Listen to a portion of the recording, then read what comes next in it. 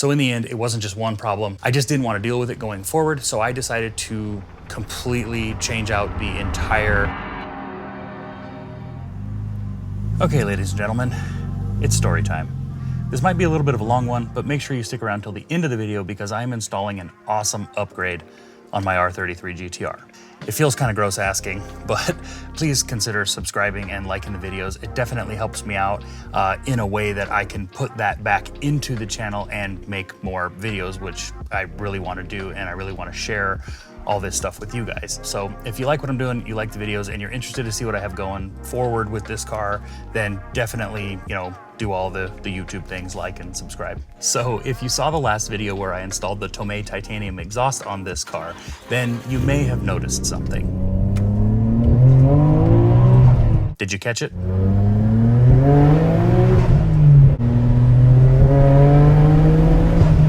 Every time I would go wide open throttle and come on to boost, it would misfire, which is incredibly annoying.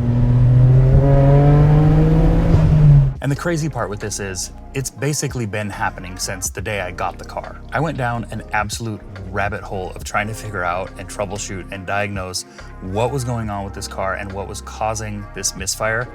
So let me walk you through everything that happened.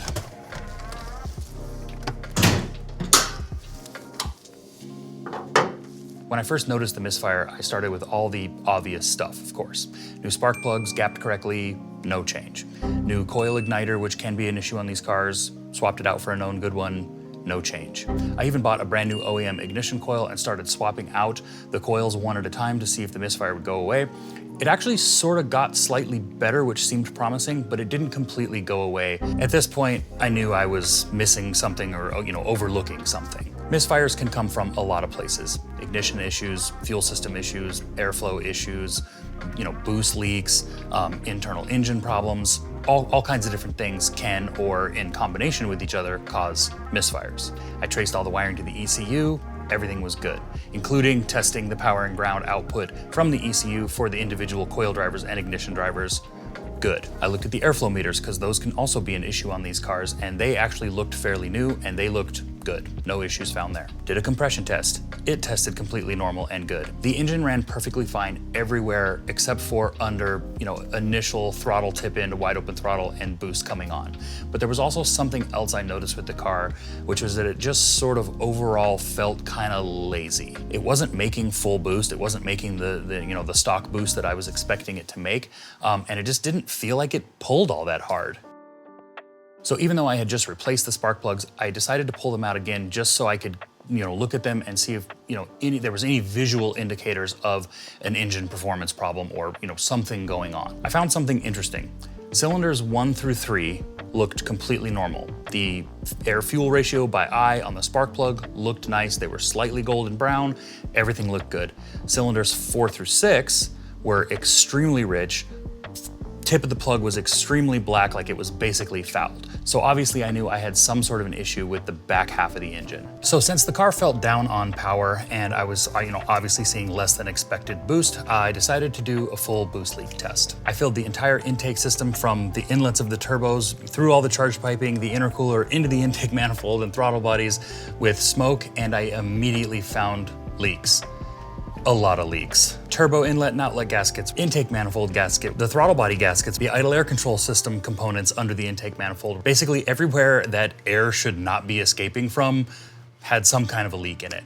So I tore into it. I replaced all the turbo gaskets that were leaking, the inlet and outlets of the turbo. I replaced the intake manifold gaskets and all the throttle body gaskets with nice Tomei metal gaskets, which are 1,000,000 times better than the OEM paper gaskets. I replaced all the gaskets on the idle air control system. I replaced every single vacuum line on this engine, and I replaced the charge pipe couplers and clamps.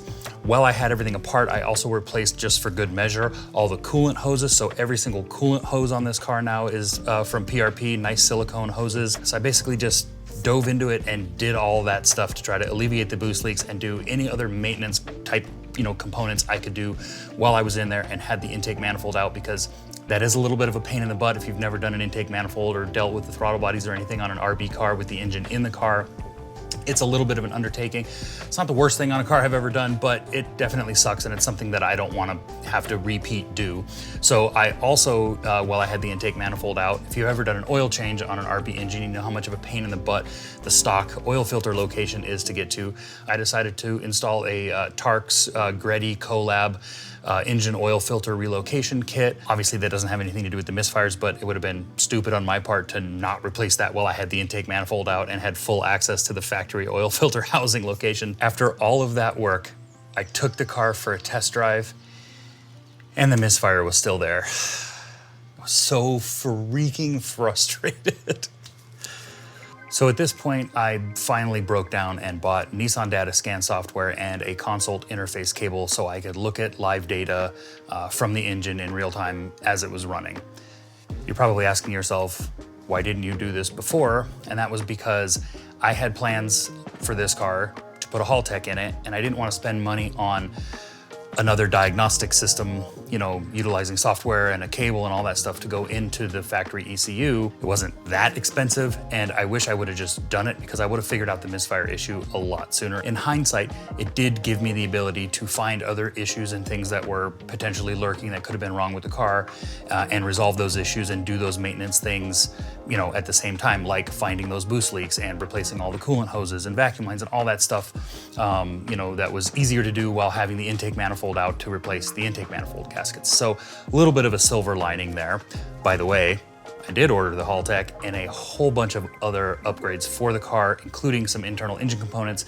So definitely, again, make sure you are subscribed to the channel and hopefully looking forward to those future videos.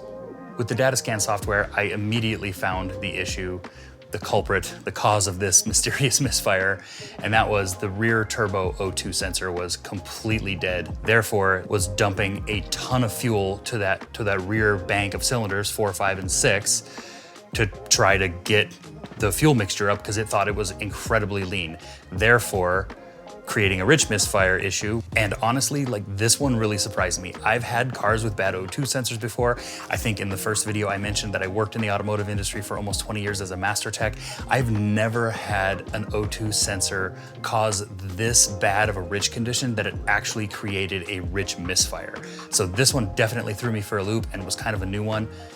So $800 later, replacing both the O2 sensors with OEM factory O2 sensors, which yes, are about $400 a piece, unfortunately, the misfire was still there.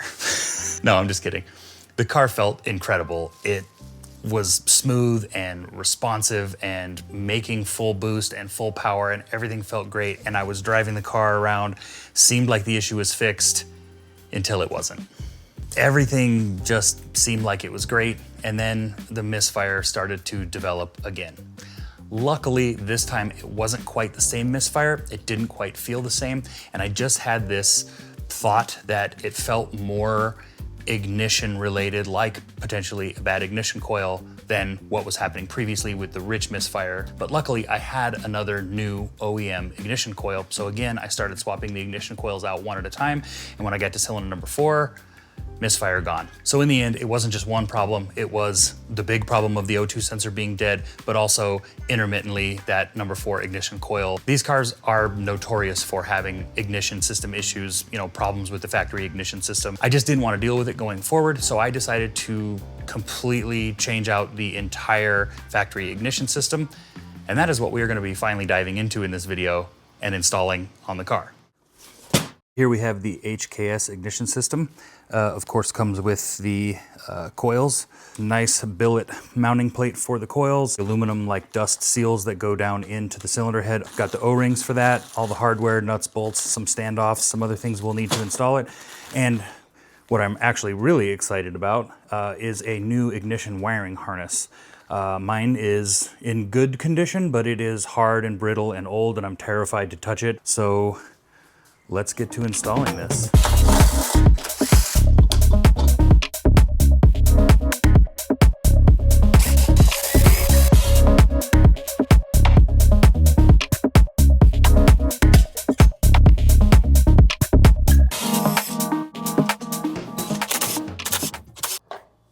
So this is your factory ignition coil setup here. There's 2 of these aluminum plates that hold 3 coils apiece that go in, and this is the OEM igniter that we'll be getting rid of. The R35 coils have an igniter built into each individual coil, so you no longer need this, and the wiring harness from HKS bypasses this, which is really nice, so we can get it out of here.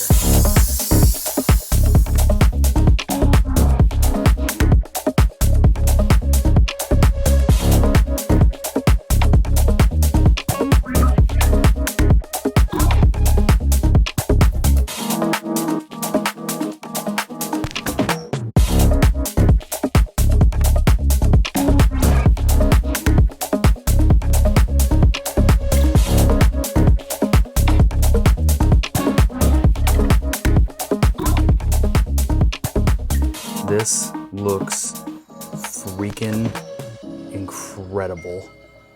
I'm so stoked. Obviously the way it performs is more important than the way it looks, but good God, man.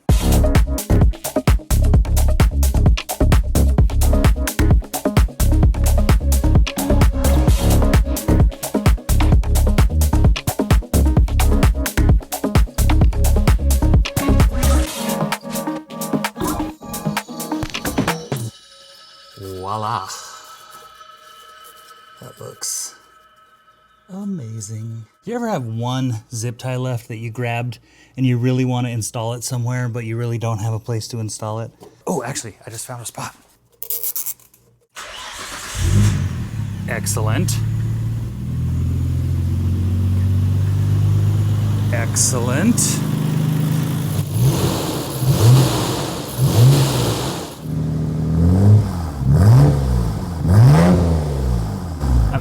Super excited about this HKS ignition system. Install couldn't be easier, obviously. Fired right up on the first fire up. Wiring harness is awesome. Everything about it is just incredible, typical HKS, which is awesome. I'm really liking the way this car's running right now. I feel like it maybe made more of a difference than I was expecting it was gonna make. Doesn't seem like I have that sort of tipping into boost misfire that I was experiencing every once in a while. And it just seems happier, healthier. It starts better, it idles smoother. Just everything about it just feels 10 times better, which is really cool.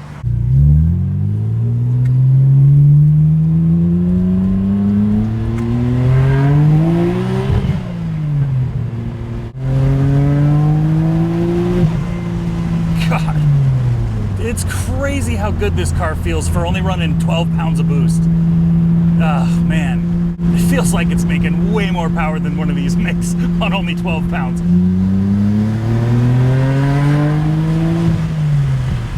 It's just basic bolt-on mods, and it just feels so good.